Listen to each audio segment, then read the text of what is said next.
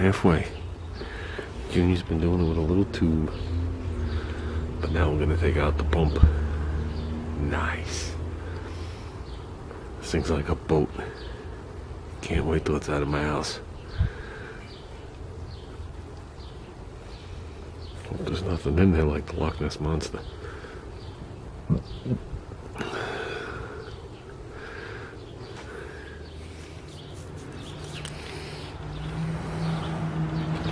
Well, does anybody know what that is?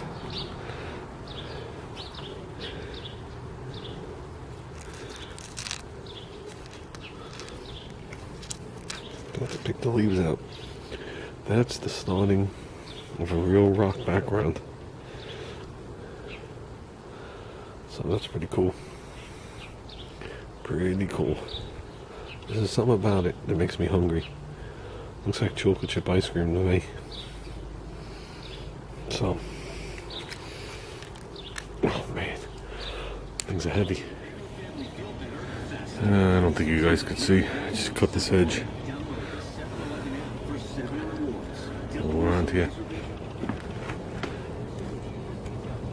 It's cut down to about 8 inches. So, just getting ready for mulch. But with that said, this is the toolbox that me and Junior scored the other day. Well, it's actually Junior's now. It's a stack on. It's made of plastic. Metal drawers.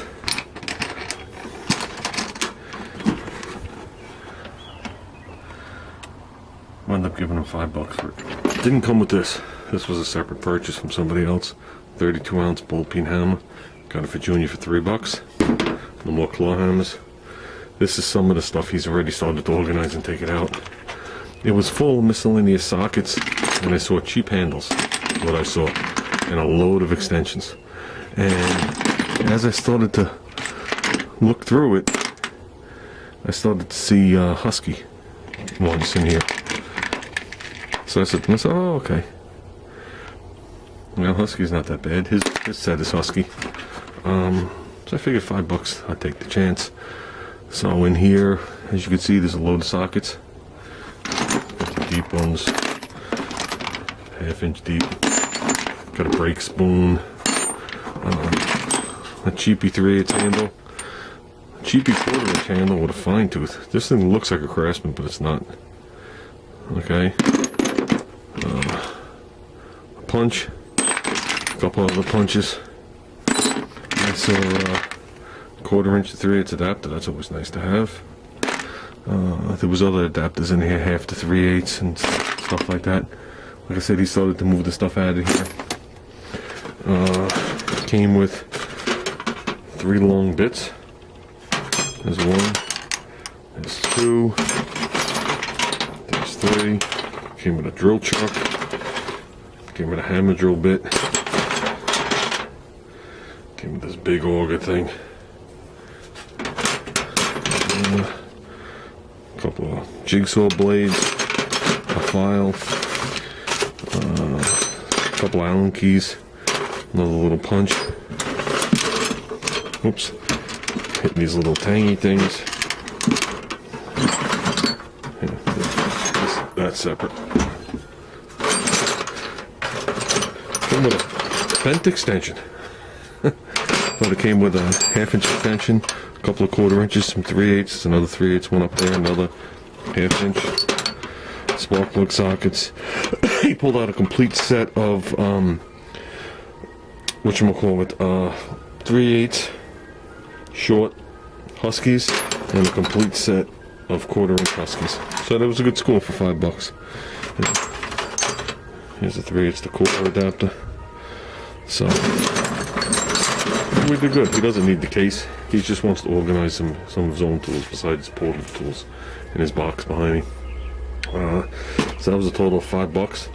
The hammer was $3. Then I picked up this 1-inch carb spacer. I keep telling him that he doesn't need a carb spacer, but for some reason he wants to try a carb spacer when the time comes. So I figured for $5 I would take a chance until I bent down to pick it up. It's made of steel.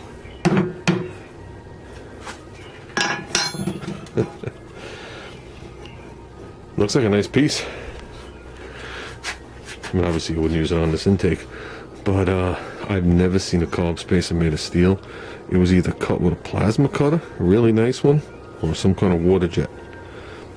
And the inside doesn't really have the marks that the outside has. Very, very fine, if anything. So, whoever did this spent some time on it. Like I said, I don't know what the purpose would be, other than to keep your front wheels on the ground. I don't know why you would use a 1-inch steel. It's not cast iron. It's steel. This is out of a piece of stock. You see the marks in it. So for $5, if he wants to try it, let him try it. If he sees the difference and he wants me to spring for an aluminum one, I will when the time comes. With that said, tomorrow night we're coming out here. We're gonna strip down the intake, take the intake off, take off the heads. I have some conversations going back and forth with some of the people on the AMC sites on which heads to put on this engine. So we will decide. Like I said, I have the 1970 291C high compression heads that are screw-in studs, nice heads.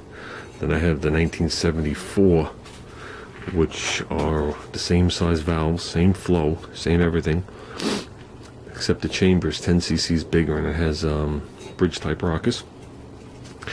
They're telling me if I'm going to run stock rockers that the bridge type will handle a bigger lift than the regular pedestal ones. That's what they're telling me, and a lot of these guys really know their shit. So, like I said, there's a budget build. If it wasn't a budget build, there is no conversation. I'm looking for something with a decent amount of power and something reliable that's not going to break every 2 minutes. So, some of these guys really play around with this level of a build, you know, besides their 800 horsepower engines that they're building. So, with that said, we'll tear that down tomorrow. I want to inspect this block and crank and see what we got. Then I told them we'll wrap it up with plastic, and then we got to move on to the next phase so we can start taking apart the Concorde. So, like I said, it's gonna be slow in the beginning, but then it'll get moving. I hope it gets very interesting when Junior starts to take the motor out.